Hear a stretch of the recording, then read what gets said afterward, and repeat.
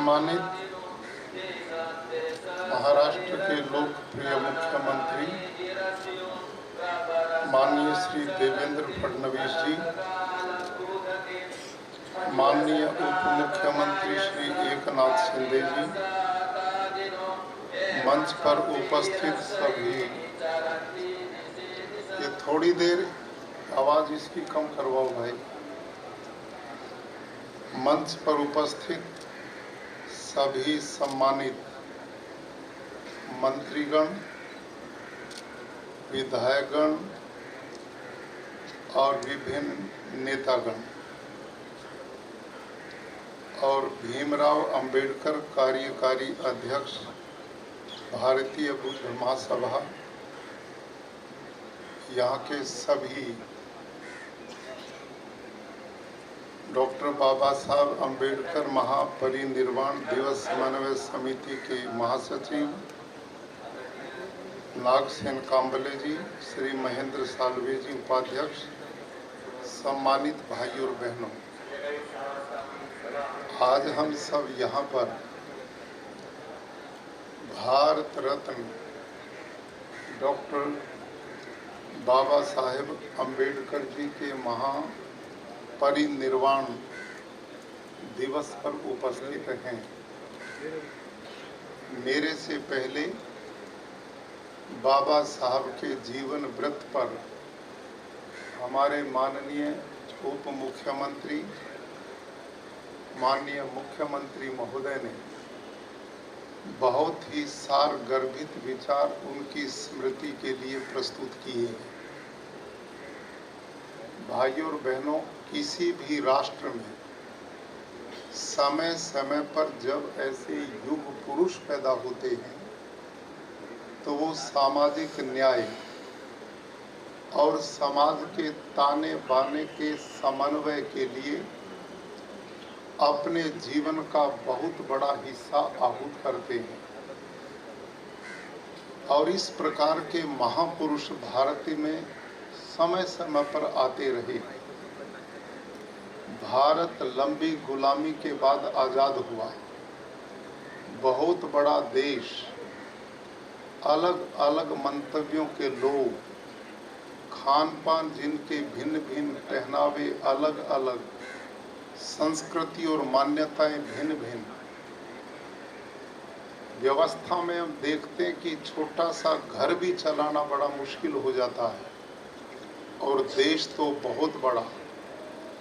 ऐसे देश को एकता, न्याय, सुसंगत, संगठित करने के लिए एक संविधान की आवश्यकता होती है। भारत जैसे देश का इन सब लोगों की भावनाओं का संरक्षण करते हुए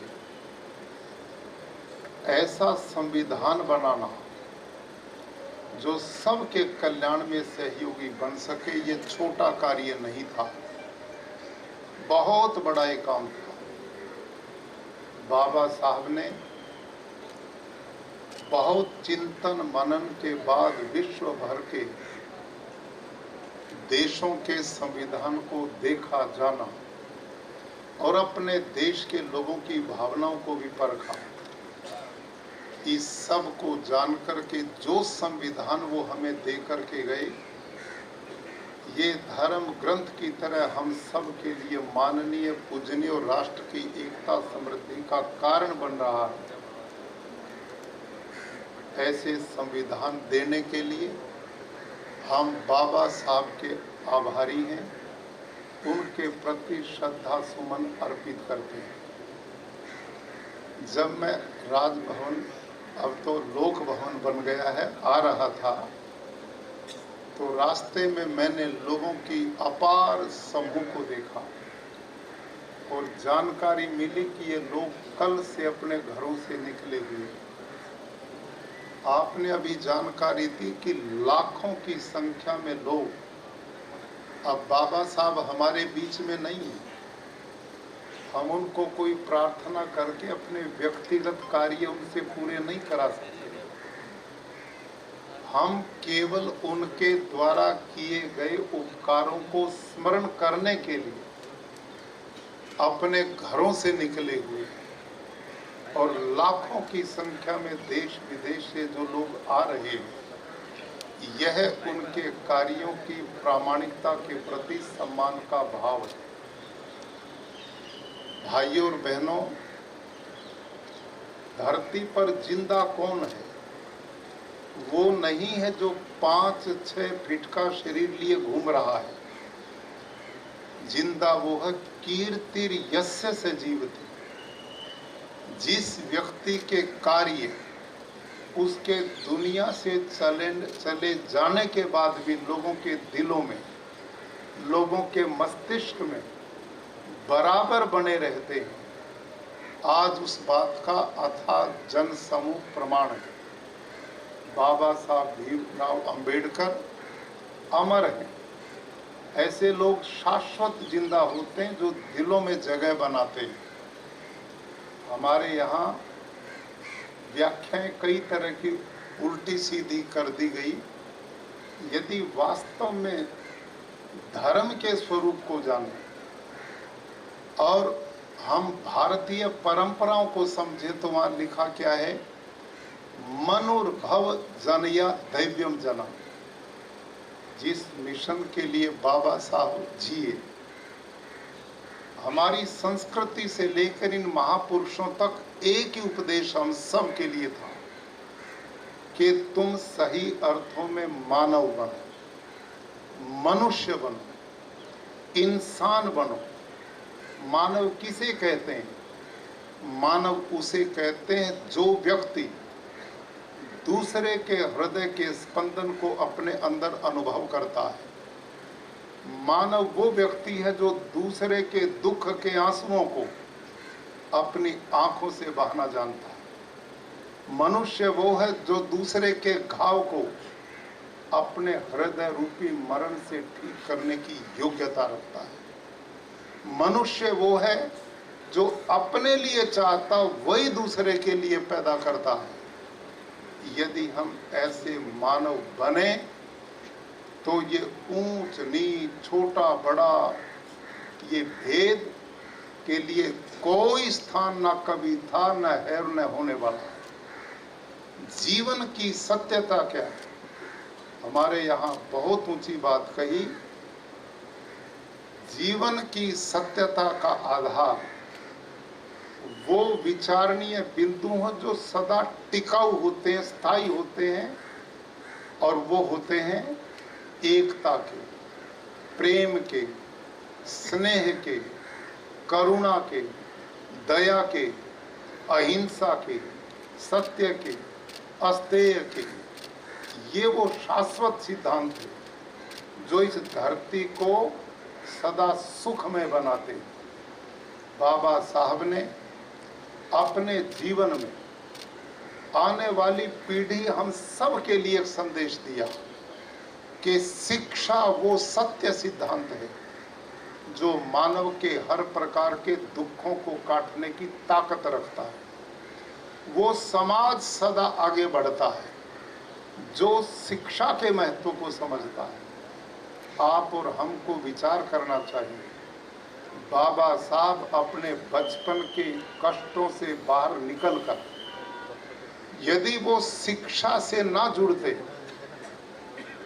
तो वो आने वाली पीढ़ी और मानवता का इतना कल्याण नहीं कर पाते जो कर पाए।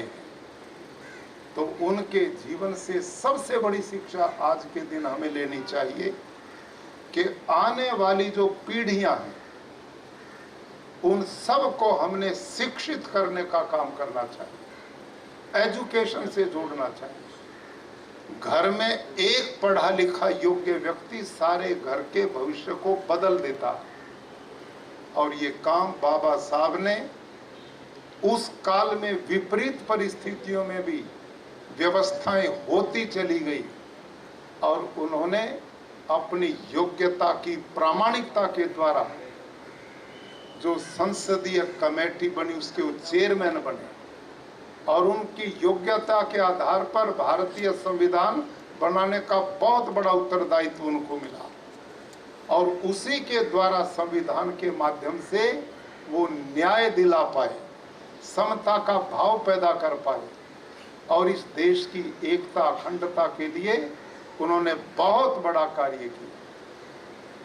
भाई और बहनों, ऐसे लोग युग पुरुष होते हैं, महापुरुष होते हैं।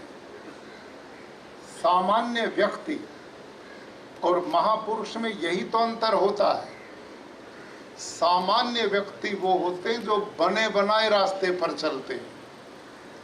महापुरुष वो होते हैं जो बने बनाए रास्ते पर नहीं चलते, अपितु जो नया रास्ता बनाते हैं।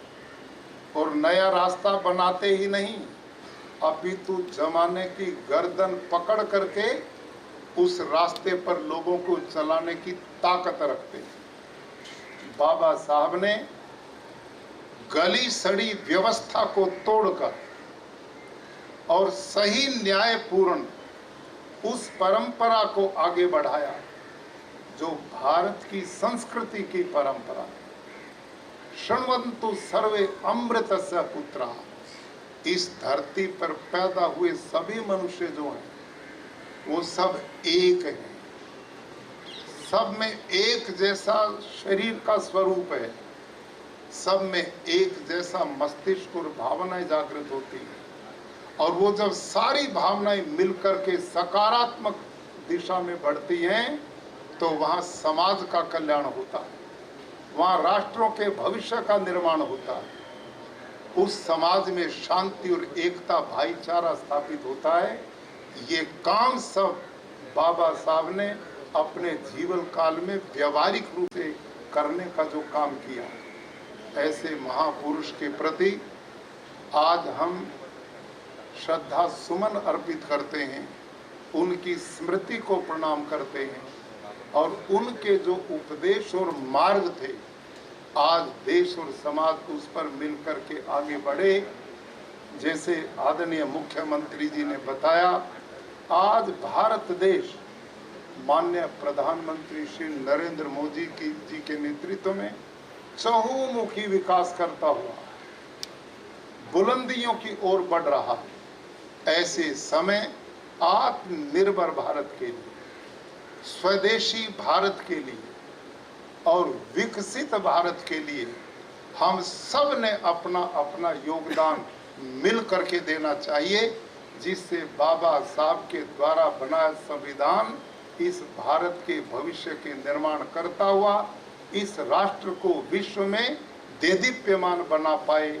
इन्हीं शब्दों के साथ मैं पुनः बाबा साहब के महापरिनिर्वाण अवसर पर उनकी स्मृति को नमन करता हूँ और भगवान से कामना कि वो हम सबको ताकत दे कि ऐसे महापुरुष हमारे जीवन में सदा जीवंत रहें और प्रेरणा देते रहें। धन्यवाद।